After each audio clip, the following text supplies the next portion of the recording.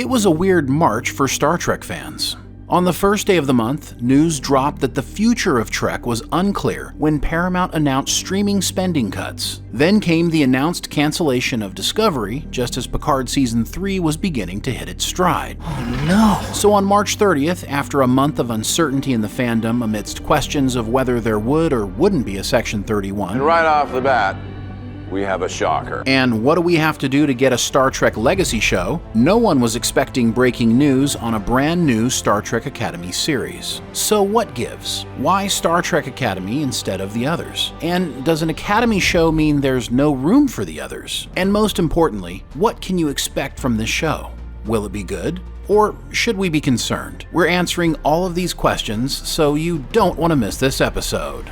And if you haven't already subscribed to our channel, please do so now. And give us a thumbs up if you want more honest pop culture like this. And make sure you stay tuned to the end to see how to get this awesome Starfleet Academy design from the amazing artists at mixtees.com. One might say that today's exercise is about the very future of Starfleet. The mixed signals coming from Paramount about Star Trek have left fans scratching their heads. Star Trek Picard Season 3 launched on February 16th to what seemed like a stable future for the franchise. The show quickly garnered praise from nearly every corner of the entertainment culture as potentially being the best season of Star Trek in 25 years. Yeah. Well then... Oh yeah. Oh hell yeah. Then on March 1st, Paramount Chief Financial Officer Naveen Chopra noted that 2023 would be their peak year in streaming investment, meaning the company would be spending less money on streaming content moving forward. What exactly did this mean for the future of Star Trek streaming shows? Paramount Plus was providing 50 weeks of new Star Trek content every year with Discovery, Picard, Strange New Worlds, Lower Decks, and Prodigy. Did this financial news mean a show was going away? If not, it was ironic timing that Star Trek Discovery's cancellation following its 5th season was announced the very next day. It appeared the hammer was dropping quickly, and Discovery fans were none too happy about it. The flagship show for Star Trek since leading CBS into streaming, Discovery was a fan favorite for a whole new generation of fans inspired by its diversity-prioritized content. Then, only a few weeks later, on March 24th, Star Trek czar Alex Kurtzman confirmed that Picard was wrapping up after its 3rd season, as it had always planned to do. But he did promise more Star Trek to come, including seasons of television, miniseries, and even single events that could be 2 or 3 hour-long TV movies. Kurtzman's announcement came following Picard Season 3 fans loudly calling for a Star Trek legacy show to continue telling the Star Trek story in the 25th century on a new series headed by showrunner Terry Matalas. I want it now. So when Starfleet Academy broke 6 days later, it wasn't what fans were expecting to hear. The day before first contact. And why didn't the announcement come on First Contact Day? Well, let's get back to that in a moment. After taking a closer look at the Starfleet Academy announcement, the timing started to make a whole lot more sense. Starfleet Academy appears to be a Star Trek Discovery spinoff in the 32nd century. Rumors of a Starfleet Academy show go back to Berman-era Star Trek, but recent rumors began percolating following Discovery Season 4, Episode 4, All Is Possible, where Tilly and Adira lead a team of 32nd century Starfleet Academy cadets on a training mission that takes a dangerous turn. It's in this episode that we learn Tilly feels lost, and we eventually find out she wants to go back to the Academy. What had once been light whispers of a Starfleet Academy show became soft murmurs. Inside sources were confirming the series to us as far back as Star Trek Day 2022, but with no confirmation on when the show would be taking place. It should surprise no one who follows the franchise closely that Star Trek decision makers would want to create a show that will maintain its cultivated Discovery fanbase. For Star Trek fans who gave up on Discovery in the first couple seasons, more of the same isn't going to make them watch the new series. So, has the studio learned from its mistakes when it comes to longtime fans? Star Trek Picard Season 3 says perhaps. Star Trek Strange New Worlds Season 1 says maybe. But it's what's said about Star Trek Discovery Season 5 that may hint in what direction an Academy show might go. But before we tell you how Starfleet Academy could be different, please help us keep the lights on by listening to a quick message message about this video's sponsor, Raid Shadow Legends. Looking for the best game to play on your mobile device? Enter Raid Shadow Legends with awesome visuals, loads of powerful champions, challenging PvE bosses, and tactical PvP content. Choose legendary, epic, and rare champions. Explore millions of champion combinations and master countless tactics as you take on raid bosses, dungeon runs, campaign battles, and PvP arena matches. Check out one of our favorite champions, High Elf Bellinor. He is fantastic for clan bosses and especially the Spider's Den. Bellinor puts a 30% crit rate buff on the whole team when he crits with his default attack.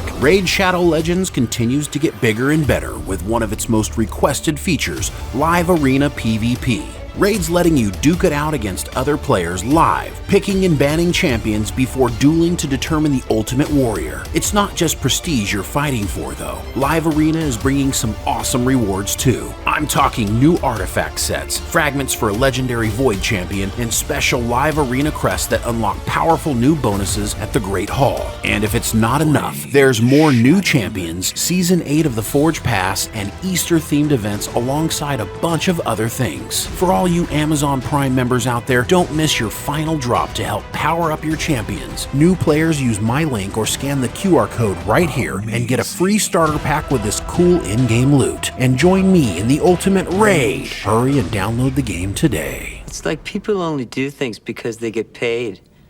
And that's just really sad. In an article on Trek Movie following Star Trek Day 2022, Discovery showrunner Michelle Paradise said they applied lessons learned from previous seasons to the 5th season of Discovery. Hopefully this includes prioritizing story and characters ahead of everything else, with the focus on telling a good, compelling Star Trek story that culminates in hope for the future of humanity and isn't weighed down by social activism that takes you out of the story. A move in this direction would be a good sign for a Starfleet Academy show planning to continue the Discovery timeline. But even if there is a change in the storytelling process, there won't be a change in the young target audience. Taking a closer look at the Starfleet Academy announcement, they lay out their plans clearly for us. For the first time in over a century, our campuses will be reopened to admit individuals with a minimum of 16 Earth years or species equivalent, who dream of exceeding their physical, mental, and spiritual limits, who value friendship, camaraderie, honor, and devotion to a cause greater than themselves. The coursework will be rigorous, the instructors among the brightest lights in the respective fields, and those accepted will live and study side by side with the most diverse population of students ever admitted. Today, we encourage all who share our dreams, goals, and values to join a new generation of visionary cadets as they take their first step toward creating a bright future for us all.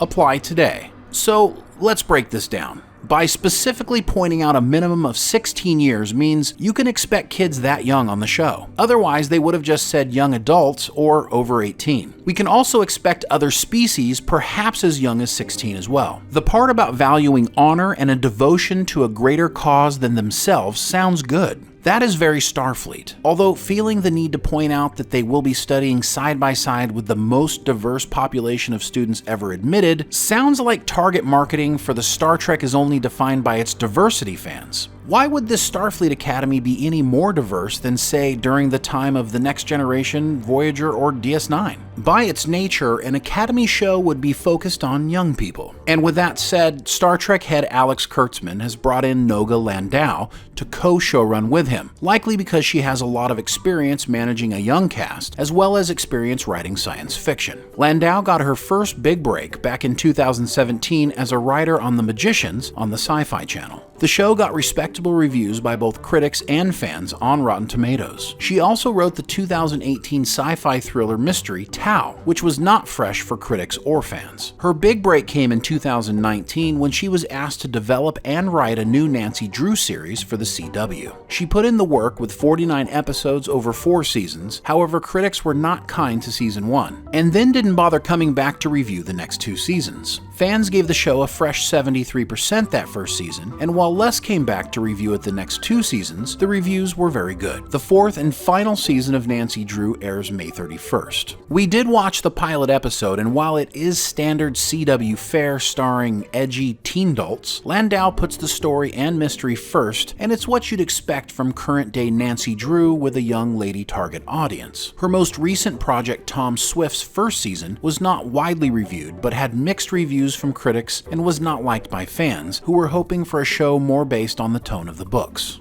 We're phenomenal.